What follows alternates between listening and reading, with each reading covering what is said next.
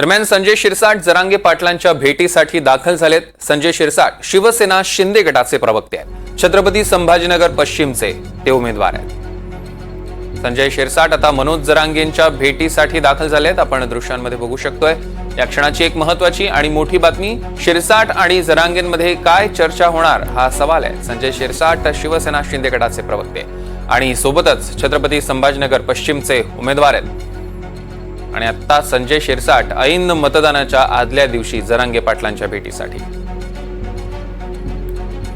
लक्ष्मण सोळुंखे आपले प्रतिनिधी आपल्यासोबत फोन लाईन वरून जोडले गेले। लक्ष्मण, मतदानासाठी अवघे काही तास उरलेत आणि अगदी त्या आधीच जरांगे पाटलांशी शिरसाटांची भेट नेमकं काय दर्शवते?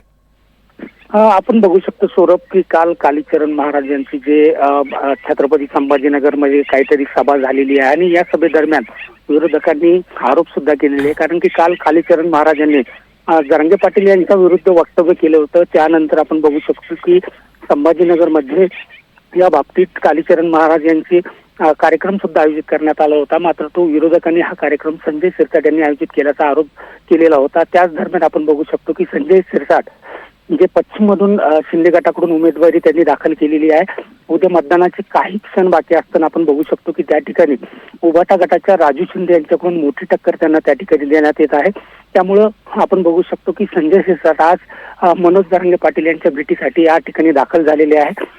संजय शिरसाट आता आंतरवादी सराटी या ठिकाणी दाखल झालेले आहे। काही क्षणातच आता मनोज जरांगे पाटील आणि त्यांची भेट होणार आहे आणि दोघांच नेमके कालीचरण महाराज किंवा त्यांच्या उमेदवारीवरून काय चर्चा होती याबाबत आपल्याला बघणं महत्त्वाचं ठरणार आहे। कारण की आपण बघू शकतो की विरोधकांनी काल ज्या ट्विट्स केलेले आहेत, अंबादास दानवेंचं ट्विट असेल किंवा विरोधकांचं ट्विट असेल, त्यात कालीचरण महाराज यांना त्या ठिकाणी सभा आयोजित करण्यासाठी संजय शिरसाट यांनी मदत केल्याचा आरोप देखील त्या ट्विट्समधून करण्यात आलेला आहे। त्यामुळे आपण बघू शकतो की निश्चितपणे संजय शिरसाट आणि जरांगे पाटील यांची जी भेट होणार आहे या भेटीत नेमकी काय चर्चा होती आणि त्यानंतर जरांगे पाटील काय बोलतात हे पाहणं आता महत्त्वाचं ठरणार आहे। सौरभ, निश्चितच लक्ष्मण, यावर आपलं लक्ष असेल। त्याचे अपडेट्स आम्ही तुमच्याकडून घेऊ। तुर्तास धन्यवाद।